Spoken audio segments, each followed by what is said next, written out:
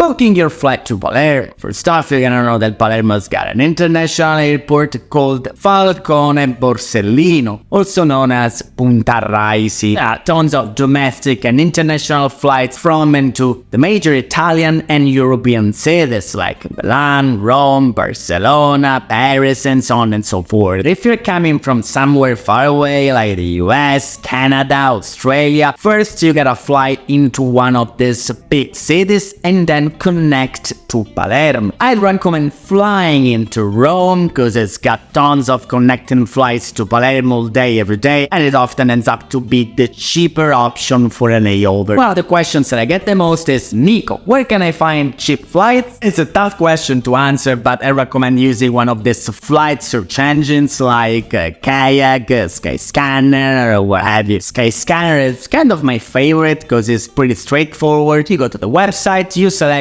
where you're flying from and where you're flying into, in this case Palermo, travel dates, how many travelers, and hit the search button. It gives you a bunch of options, usually from the cheapest to the pricier. Now, when you use these websites, there are a couple of things you gotta watch out for. First off, sometimes it gives you super cheap options, but before you jump on it, make sure you don't have to do a freaking flight marathon. Because sometimes the reason why it's so cheap is because you gotta make like 2, 3, 4 stops with like half-day layover. Takes forever, and sometimes the money you can save isn't worth the extra hassle. Another important thing to take into consideration is this self-transfer label. When you see that, it means that you are responsible to make your own connections. This means that, for example, if you buy a flight ticket from LA to Rome, then Rome to Palermo, your first flight LA-Rome gets delayed and you miss your second flight from Rome to Palermo, you are screwed because you're gonna buy another ticket from Rome to Palermo out of your pocket. If you don't see this self-transfer label, it means that the airline is responsible for your connection. So if you miss your second flight, they will put you in the next available one for free. Once you find an option that you like, hit that select button and it will bring you to a page with different websites selling this ticket. Pick the one you like and proceed with the purchase. If you haven't found any good options to Palermo Airport, you can try with other 2 airports. The first one is